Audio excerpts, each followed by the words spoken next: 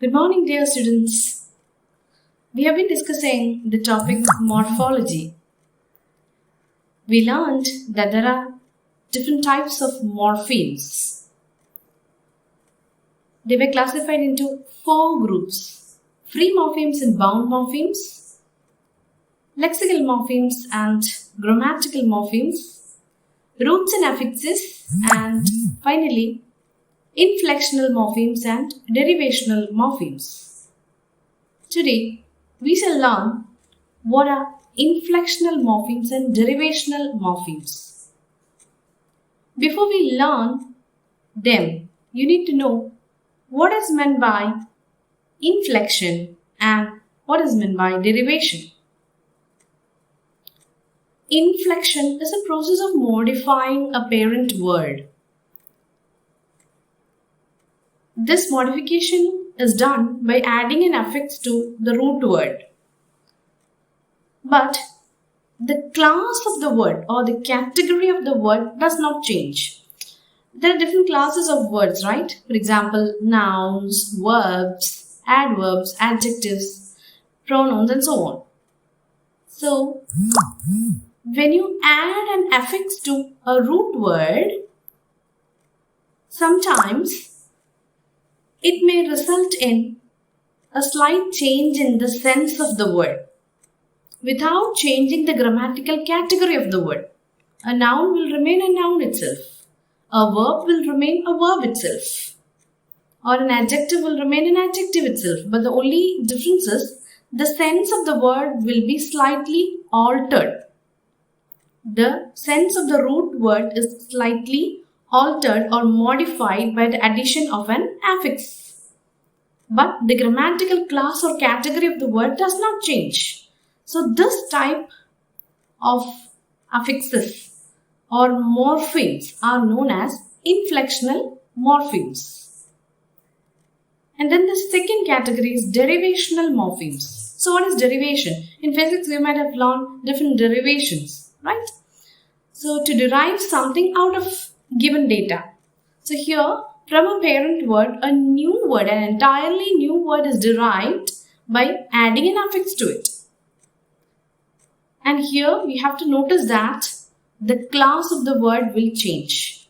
The grammatical category of that parent word will be changed at the end of the derivation process.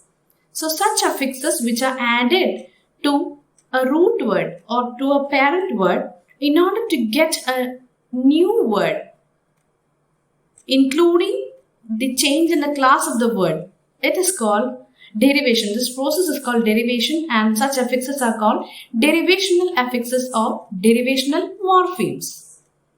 I hope this is clear to you. So today we are learning inflectional morphemes and derivational morphemes. So a morpheme here refers to that affixes, those affixes which are attached to the parent word or the root word. In the case of inflectional morphemes, a root word is modified by the addition of an affix. But here we have to notice that it of course brings about a change in the sense of the word, but the class or the grammatical category of the word does not change. For example, take the word boy. Boy, it's a noun, right? So now I'm trying to add an affix s at the end of the word boy, and I got boys. Did the sense change? Yes. Boy was singular, referring to a single child. And now we got boys. It is plural, referring to more than one boy, right? So a change in the sense of the word occurred by the addition of the affix s. But did the class or category of the word change? No, it remained a noun itself. Boy is a noun. Boys, it is also a noun, right? So this is an example of an inflectional morpheme. It does not change the grammatical class or category of the parent word, but it brings about a change in the sense of the word. Boy, it is singular, it became plural by the addition of the inflectional morpheme s. We have different types of inflectional morphemes. One is, as we just now we have stated that plural inflectional morpheme, which brings about plurality of sense. Boy plus S. S here is the inflectional morpheme. We got boys. The grammatical class of the word did not change. It remained noun itself. Then we have other things like possessive. Possessive inflectional morpheme. Possessive means it shows possession or the sense of belonging to somebody. Sam's pen. Gina's book. Sean's dress. Anne's bottle. So in all these cases, we find that what is added to the root word, or in all these cases we came across different persons' names. They are nouns, right? And in order to show that they possess something, we are adding an apostrophe and an S at the end of their proper nouns. Okay? So when you add an apostrophe S to a proper noun, you are getting an inflectional morpheme that brings about a change in the sense, but the proper noun remains as such. Sam's watch. Sam is a proper noun, and if I add apostrophe S to Sam, it becomes Sam's. It again remains a proper noun itself. പക്ഷേ അതിന്റെ അർത്ഥം മാറി. The sense has slightly been altered. Saminte എന്നുള്ള അർത്ഥം അവിടെ വന്നു. Okay, so this is again an example of an inflectional morpheme. See, I forgot to mention the page number. It's actually given in page number 64, 65, 66, 67. Here you can find all these. From 65 up to 68, I think. The topic inflectional morphemes and derivational morphemes. So if you keep the textbook open with you, you can refer to the examples given. So now we have discussed two inflectional morphemes. One is plural inflectional morpheme, and the other one is possessive inflectional morpheme. And again you have present tense of a third person singular case. For example, if you want to show present tense of an action, and when you refer to a third person singular, we will be using an S at the end of the verb. I'll make it clear with an example. Jim sings well. Shobha dances well. Jim sings well and Shobha dances well. So sings, take the word sings. What is the verb there? Sing. And what did I add at the end of that sing? Sings. I have added S at the end of the verb sing because the subject is singular. Third person singular. Jim sings well. So whenever I want to show present tense, simple present tense, I'm using an affix at the end of the parent word or the verb sing. So I got the present tense form of the verb sing. Sings. Jim sings well. Shobha dances well. So dance is the verb. And when I want to show the present tense of the third person singular subject, I'm using Shobha dances well. So I've added an S at the affix S was added at the end of the parent word. Here it is the verb dance. Then I got dances. So here the addition of the affix S at the end of the verb helps us to produce the third person singular subjects simple present tense there. So we are getting the simple present tense form of a verb by the addition of S at the end of it. But the class of the word or the grammatical category remains as such. A verb remains a verb. Sing, sings. Dance, dances. Does the class of the word change? No. The class or the grammatical category of the word remains as such, but it brings about a change in the sense.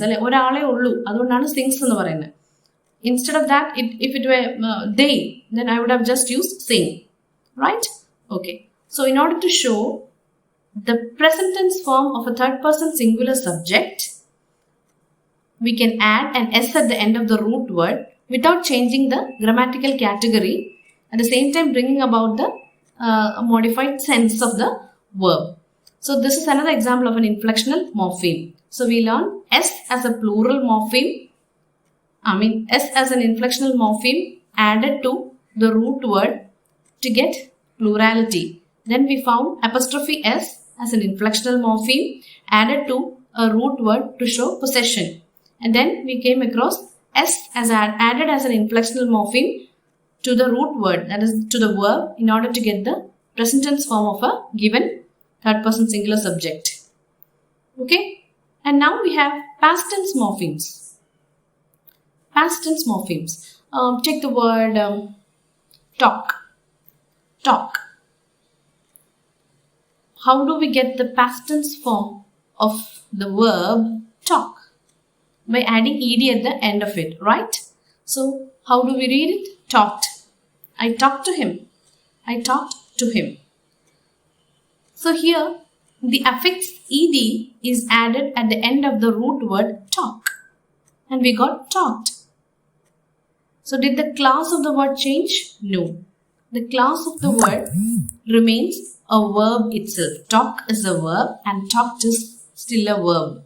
But the only thing is its sense has slightly got modified. How? Talk, samsarikka, talked, samsarichu. So there is a slight modification in the sense of the word, but always keep in mind that the class or the grammatical category of the parent word remains as such. So the addition of certain affixes to a root word will bring about a slight change in the meaning, but the grammatical category of the parent word does not change. So these affixes are called inflectional morphemes. I hope that is clear to you. Let me just have a look at your textbook. In page number 67, they have clearly given a subheading inflectional morphemes, and then they have numbered and given 8 inflectional morphemes.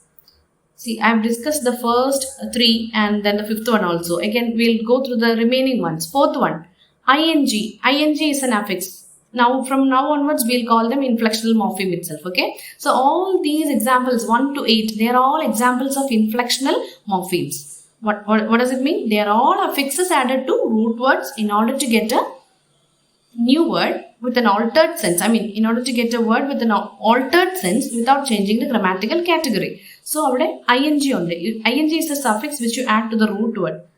It's an inflectional morpheme which you add to the root word in order to show present continuous tense or progressive tense. Both these terms can be used. Okay? ing is used. ing is an inflectional morpheme added to a root word in order to get a slightly altered sense of the root word. But the grammatical category does not change. For example, sing and singing. Sing is an act. It's a verb. Singing. You got a new word by the addition of the inflectional morpheme ing to it. You got a word that is singing. So, basically, sing and singing, they belong to the same grammatical category, right? Okay. Then you notice the 6th one, example, en. En is an inflectional morpheme which is added to a root word in order to get the past participle form of a verb. Driven, driven, driven. Eaten, eat and eaten. So, here class change ചെയ്യുന്നില്ല, verb എല്ലാം verb ആയിട്ട് തന്നെ നിൽക്കുവാണ്. അതേസമയം അതിൻ്റെ ഒരു സെൻസിൽ ഇച്ചിരി വ്യത്യാസം വരുന്നു അല്ലേ? Then notice the 7th example, comparative degree കാണിക്കാനായിട്ട്. അല്ലേ? Cheaper. Cheap is again അതൊരു adjective ആണ്. അപ്പോൾ അതിനെ modify ചെയ്യാനായിട്ട് you add the inflectional morpheme er to it. So you get the word cheaper. അപ്പോൾ അവിടെ the class of the word remains as such. But the only thing is ഇതിലും cheap ആണെന്നുള്ള അർത്ഥം അവിടെ വരികയാണ്. So that's the difference. Then the 8th one, est, est, it's an affix or it's an inflectional morpheme. So when you add a superlative degree കാണിക്കാനായിട്ട് the highest, highest. High is again an adjective. When you say highest, you are adding the inflectional morpheme est to the parent word high. You got highest. So whether it is high or highest, it remains basically it's an adjective. The grammatical category, it does not change. Okay? And then what has happened? But the sense has been altered. ഉയരമുള്ളത് ഏറ്റവും ഉയർന്നത് എന്നുള്ള ആ ഒരു subtle change in the meaning ഉണ്ട്. So inflectional morpheme is nothing but an affix added to a root word in order to bring about a slight change in the sense of the root word without changing the grammatical category. So there are 8 examples given in your textbook. You have to memorize them. Just learn one example. You need not stick on to the examples given in the text as such. Where whatever you feel is convenient. You can choose your own words. But remember, these 8 are the examples of inflectional morphemes. I hope by now you have understood what inflection means and the process of inflection is and what are inflectional morphemes. And then I'll put another short video describing derivational morphemes. Okay.